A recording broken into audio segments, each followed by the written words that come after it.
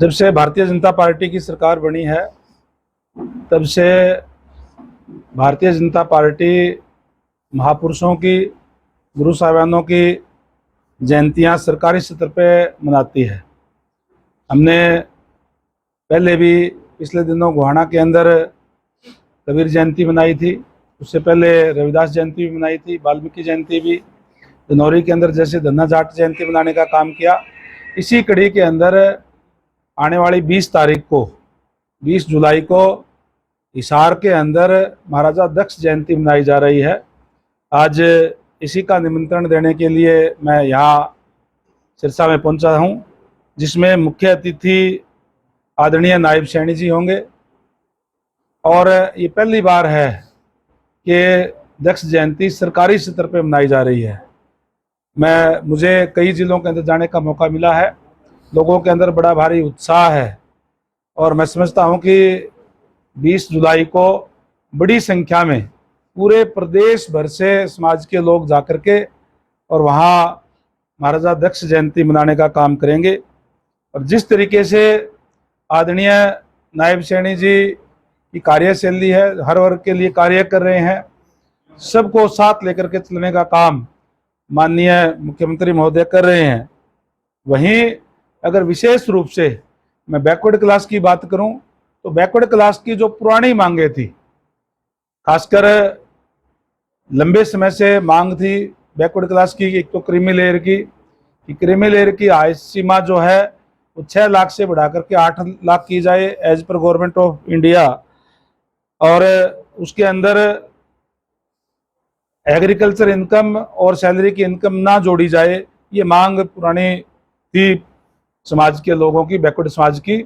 और इसके अलावा भी जो पिछली सरकारों के अंदर जिस तरीके से, खासकर भारतीय जनता पार्टी की सरकार बनने से पहले 10 साल तक कांग्रेस का सरकार रही, जिसमें भूपेंद्र सिंह हुड्डा जी चीफ मिनिस्टर थे, और भूपेंद्र सिंह हुड्डा जी के टाइम पे जो खासकर अगर जो सबसे ज़्यादा किसी के साथ अन्याय हुआ तो बैकवर्ड क्लास के साथ हुआ, क्योंकि उन्होंने उनके समय में नौकरियां या तो पैसे से मिलती थी और या फिर पॉलिटिकल सिफारिश से मिलती थी। और बैकवर्ड क्लास में, उसमें भी खासकर जो मोस्ट बैकवर्ड जिसको कहते हैं बीसीए, उन लोगों के पास ना तो ज़्यादा राजनीतिक लोग होते हैं और ना ही उनके पास पैसा होता, सारे के सारे हाथ से काम करने वाले लोग होते हैं। जब भी कोई सरकारी वैकेंसीज निकलती थी तो जितनी नौकरियां निकलती थी, मान लो बीसीए की 40 वैकेंसीज निकली है, 5-7 लेकर के एक छोटी सी लाइन नीचे लिख देते थे कि योग्य उम्मीदवार ना मिलने के कारण ये पद रिक्त छोड़ जाते हैं, तो बैकलॉग रह जाता था। मैं धन्यवाद और बधाई देना चाहूँगा हमारे माननीय मुख्यमंत्री महोदय को, जिन्होंने 23 जून को मीटिंग बुला करके गुड़गांव के अंदर ये घोषणा करने का काम किया कि जहाँ क्रीमी लेयर की आय सीमा हम 8 लाख कर रहे हैं और उसके अंदर एग्रीकल्चर की और सैलरी की इनकम नहीं जोड़ी जाएगी। वहीं जो बैकलॉग है, जो कांग्रेस के समय में, जैसे मैंने पहले कहा कि कांग्रेस के समय जो अन्याय करने का काम किया, हमारे जो युवा है उनको नौकरी से वंचित करने का काम किया, उसकी भी भरपाई करने का काम करेंगे। जल्द ही प्रदेश के अंदर और जो नई नौकरियां निकाल करके जो बैकलॉग है उसको पूरा किया जाएगा। और जो HKRN है उसके अंदर भी 27% आरक्षण ओबीसी का होगा, और जो क्लास 1 और क्लास 2 है उसके अंदर भी अभी मीटिंग चल रही है, उसके अंदर भी जो ओबीसी का आरक्षण है उसको बढ़ाया जाएगा। तो ये तमाम चीज़ों को जो खासकर जो एक अनदेखी हो रही थी उसको दूर करने का काम हमारी सरकार ने किया है। और मैं समझता हूँ कि आज नायब सैनी जी के साथ जिस तरीके से उन्होंने जो फैसले लिए हैं, चाहे पंचायतों के लिए, खासकर जो सरपंचों की मांग थी कि उनकी जो कार्य करने की जो है वो बढ़ाई जाए, उनकी पावर बढ़ाई जाए, उसको भी बढ़ाने का काम किया है।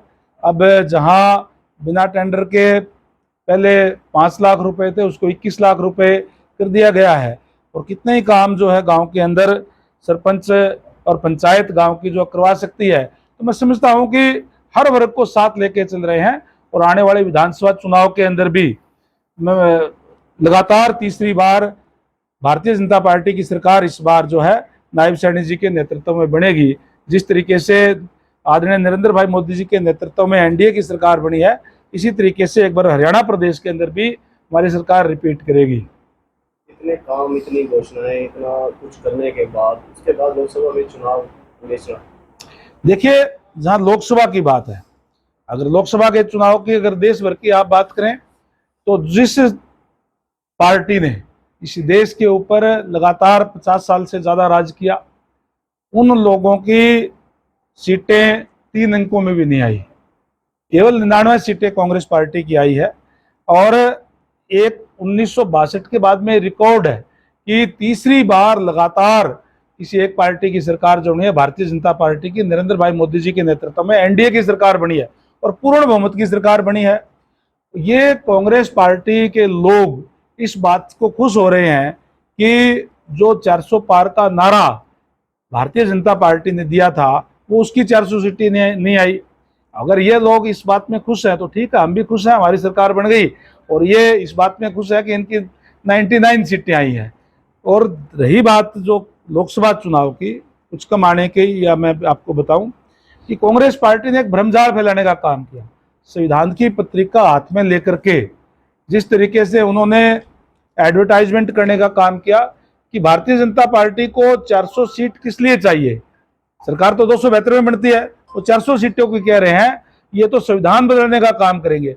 इस तरीके का भ्रमजाल फैलाने का काम किया उन लोगों ने जिन्होंने अपने समय में इस संविधान की धज्जियां उड़ाने का काम किया।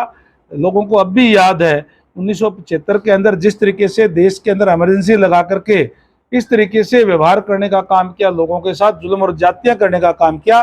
शायद अंग्रेजों ने भी इस टाइप की नहीं की होगी, उन लोगों ने इस टाइप की बात कही।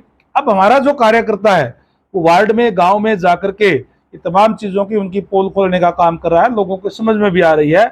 और कहते हैं काठ की हांडी बार बार नहीं चढ़ती।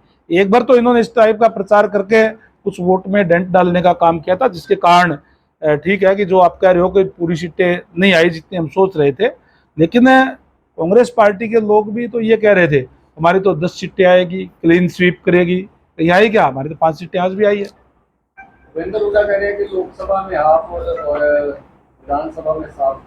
देखिए, जहां तक भूपेंद्र सिंह हुड्डा जी की बात है, कांग्रेस पार्टी की बात है, मैं समझता हूं कि ये तो पिता पुत्र की पार्टी बन के रह गई है। और इसीलिए उनको उनके अपने जो बड़े बड़े नेता है वो उनको छोड़ के जा रहे हैं।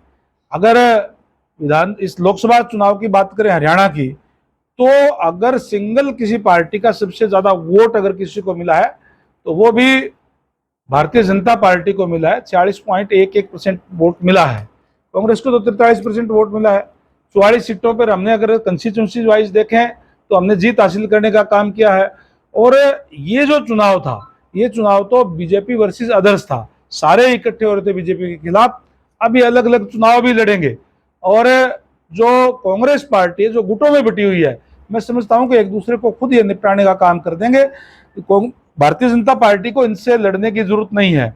भारतीय जनता पार्टी ने तो जो 10 साल तक ट्रांसपेरेंसी के साथ कार्य किए हैं, सबका विकास कार्य किए हैं, वो लेकर के हम जनता के अंदर जाएंगे। और निश्चित रूप से आज प्रदेश की जनता भारतीय जनता पार्टी के साथ है। नायब सैनी जी की सरकार लगातार भारतीय जनता पार्टी की सरकार तीसरी बार बनेगी। आप कह रहे हैं कि आप गांव-गांव जाकर कांग्रेस की पोल खोलेंगे, लेकिन जो ग्रामीण इलाके के जो लोग हैं या किसान हैं या मजदूर वर्ग हैं या कर्मचारी हैं, वो कह रहे हैं कि हम बीजेपी की पोल खोलेंगे। देखिए, मैं तो कह रहा हूं कि लगातार 10 साल से भारतीय जनता पार्टी की सरकार है और जो कार्य इस टाइम पे हुए वो कभी नहीं हुए। क्या आपने सुना था कि 5 लाख रुपए तक का इलाज गरीबों का फ्री किया जा रहा है? जहां देश भर में 1,20,000 की बीपीएल की जो आय सीमा है वो 1,20,000 है। हरियाणा प्रदेश के लोगों को और ज्यादा फायदा मिले, इसलिए हमने उसको आय सीमा जो है हमारी सरकार ने 1,80,000 रुपये करने का काम किया। हरियाणा सरकार ने अपने खजाने से पैसे दे करके। और इसी तरीके से अगर किसानों की हम बात करें तो 1 नहीं, 2 नहीं, 3 नहीं, 4 नहीं, 14 फसलों पर हम जो है एमएसपी देने का काम कर रहे हैं। जो फसल सरकार नहीं खरीदती उस पर भावांतर भरपाई दे करके किसान की भरपाई करने का काम करें। केवल और केवल हरियाणा एक ऐसा स्टेट है जिसके अंदर ये कार्य हो रहा है। चाहे हैप्पी कार्ड की बात हो, गरीब लोगों को हमने फ्री बस यात्रा भी करने का काम किया है, तीर्थ यात्रा भी शुरू करने का काम किया है। 70 साल से जो बड़ी उम्र जो कोई भी इनकम ग्रुप का आदमी हो, सबकी जो है 5 लाख रुपए तक का उसका फ्री इलाज किया जाएगा। ये योजनाएं केवल और केवल हमारी सरकार में बनी है। केवल जो विरोधी लोग हैं उनका काम कहने का है। वो लोग, जिन लोगों की आप बात करें, वो ग्रामीण या किसान नहीं है, कांग्रेस पार्टी के लोग हैं। सर, दुष्यंत चौटाला अपनी पार्टी के 2 विधायकों की डिसमिस की बात कर रहे हैं। आप उपाध्यक्ष हैं सदन के, क्या करें? देखिए, अभी उनकी तरफ से लेटर माननीय स्पीकर साहब को दिया गया है, और अगर कोई भी विधायक विद इन हाउस अगर विप की कोई उल्लंघना करता है तो उसके खिलाफ कार्रवाई होती है। बाहर का उन्होंने अभी उन्होंने एप्लीकेशन दी है, और उसके लिए स्पीकर साहब उस जो विधायकों के खिलाफ, जिनके खिलाफ आरोप लगाया है, उनका भी वर्जन जानेंगे। तो तथ्य क्या है, तथ्य देख करके उसके बाद में उस पर फैसले लिए जाते हैं। एक लेटर और गया जिसमें चौधरी रणजीत सिंह को नए सिरे से और दिलाने की बात भी कही गई है। ये किसने उन्होंने कही? आजाद विधायक रहते हुए मिनिस्टर बने। नहीं, उन्होंने जब भारतीय जनता पार्टी ज्वाइन की तो उन्होंने उसी समय पे विधायक पद से इस्तीफा दे दिया था। तो उसके ऊपर, उनके ऊपर तो कोई और कुछ बनता नहीं। जब उन्होंने, आज वो विधायक नहीं है, मंत्री हैं, 6 महीने तक बिना विधायक भी मंत्री रह सकते हैं। पहले अक्सर सुनने में आता था कि राज्यसभा की टिकट मुझे दे दो, लेकिन आप कह रहे हैं कि तू ले ले। ये कहावत कैसे चेंज हो गई है? देखिए कि राज्यसभा के हमारे पास नंबर पूरे नहीं है।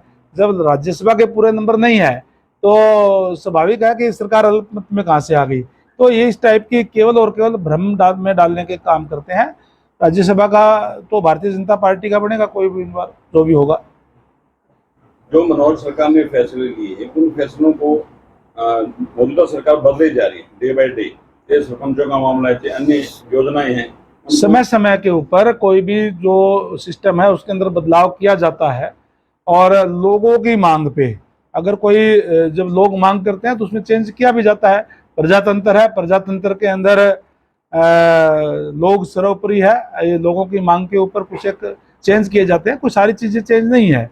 बहुत से कार्य ऐसे किए आदरणीय मनोहर लाल जी ने, जो एक बदलाव लेकर के आए, नए आयाम स्थापित करने का काम हरियाणा प्रदेश के अंदर जो है उन्होंने करने का काम किया था।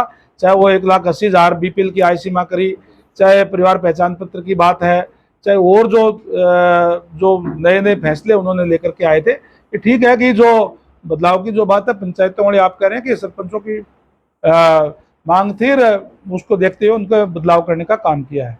सुधार के लिए हमेशा बदलाव किए जाते हैं।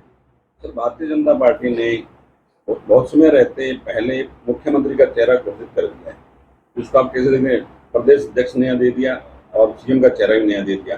निश्चित रूप से प्रदेश अध्यक्ष आदरणीय मोहन लाल बड़ौली जी को बनाया गया है। एक बहुत ही अनुभवी नेता मोहन लाल बड़ौली जी हैं, जिनके पास विधायक का भी अनुभव है, संगठन का भी लंबे समय का अनुभव है। महामंत्री वो अब थे, उनको प्रदेश अध्यक्ष का दायित्व दिया गया है। निश्चित रूप से उनके प्रदेश अध्यक्ष बनने से, जहाँ माननीय नायब सैनी जी का, क्योंकि मुख्यमंत्री का दायित्व भी उनके पास था, प्रदेश अध्यक्ष का भी था, उनका काम बटेगा और अच्छी तरीके से जो है वो वर्करों में जा करके और उनको दिशा निर्देश दे करके कार्य करेंगे, और उनका लाभ जो है हमारे वर्कर्स को मिलेगा, उनके अनुभव का लाभ जो है। और मुख्यमंत्री तो हमने पहले ही, हमारे जो है हाईकमांड ने उनको तय कर ही दिया है, उसमें कोई है दो राय है ही नहीं। भाजपा पर जाट की राजनीति करने के आरोप भी कई बार विपक्षी दल लगाते हैं। विपक्षी दलों के पास और कुछ बोलने के लिए है नहीं, इसलिए वो इस उच्च स्तर पे जो है जातिगत स्तर पे आते हैं। भारतीय जनता पार्टी सबको साथ लेके चलने वाली पार्टी है, ना तो क्षेत्रवाद ना कोई जातिवाद। सारे के सारे हरियाणा एक, हरियाणा एक का नारा देकर के, और जिस तरीके से मनोहर लाल जी ने सरकार चलाने का काम किया था, अब उसको आगे चलाने का काम जो है, उसको और आगे बढ़ाने का काम नायब सैनी जी कर रहे हैं। किन मुद्दों पे विधानसभा चुनाव रहेगा भाजपा का? केवल और केवल विकास का मुद्दा, जो हमने 10 साल तक ट्रांसपेरेंसी से कार्य किए, लोगों के अंदर हमें उन्हीं चीज़ों को लेकर के जाएंगे। और मैं समझता हूं कि आज प्रदेश के लोग भारतीय जनता पार्टी के साथ हैं। मनोहर जी, आज हाई कोर्ट ने फैसला दिया किसानों को उठाने का, शंभू बोर्डी खाली करने का, तो किसानों का भी बयान है कि वो खाली नहीं करेंगे। किसानों से बातचीत की जाएगी या? चलो, वो अभी कोई फैसला आया है तो उस पर बैठ करके बातचीत जो भी होगी उस पर करेंगे। लेकिन जहाँ तक किसानों की बात है, मैंने पहले कह दिया कि अगर चाहे वो सेंट्रल गवर्नमेंट की बात हो, चाहे स्टेट की बात हो, हरियाणा की, तो सबसे ज़्यादा अगर किसी एक वर्ग के लिए कार्य किया है सरकार ने तो किसानों के लिए किया है। अब MSP पे फसल भी खरीद रहे हैं, भावांतर भरपाई देने का भी काम कर रहे हैं। और सेंटर ने भी प्रधानमंत्री बीमा योजना लागू करके किसानों को राहत देने का काम किया है। शंभू बॉर्डर खाली कराने के लिए सरकार क्या यत्न करेगी? तो अभी इस पर कोई फैसला आया तो उस पर कोई बातचीत करेंगे, बाद में बताएंगे जैसे भी।